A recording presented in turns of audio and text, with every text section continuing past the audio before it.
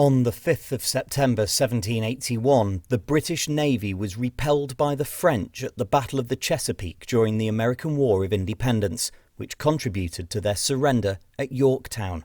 Welcome to HistoryPod.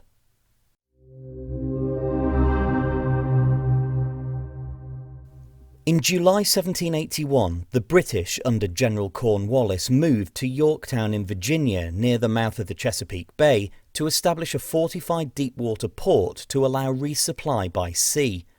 Meanwhile, the French fleet, led by Admiral François Joseph-Paul de Grasse, departed the West Indies in August and sailed to the Chesapeake Bay to provide support to the land forces of Generals Washington and Rochambeau. The French ships took a dangerous route through the straits of the Bahamas to avoid detection by the British, which led the British to assume that they'd be sailing to New York City.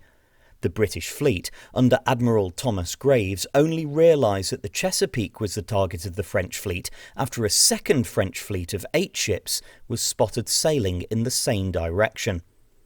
Graves arrived at the mouth of the Chesapeake on the 5th of September, and the two fleets slowly began manoeuvring their ships for battle.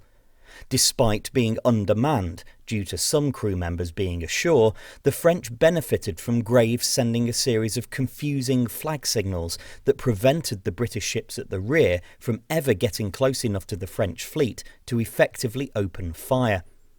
The battle itself lasted for 2 hours, and although the two fleets stayed within reach of each other for the next few nights, Graves decided that the damage to the British fleets was too great to be able to engage the French again, and so retreated. The French victory blocked British reinforcements and resupplies from Cornwallis at Yorktown, and he was forced to surrender his forces on October the 19th. This effectively ended major combat in the Revolutionary War, and highlighted the unsustainability of further engagement with the Americans or their French allies.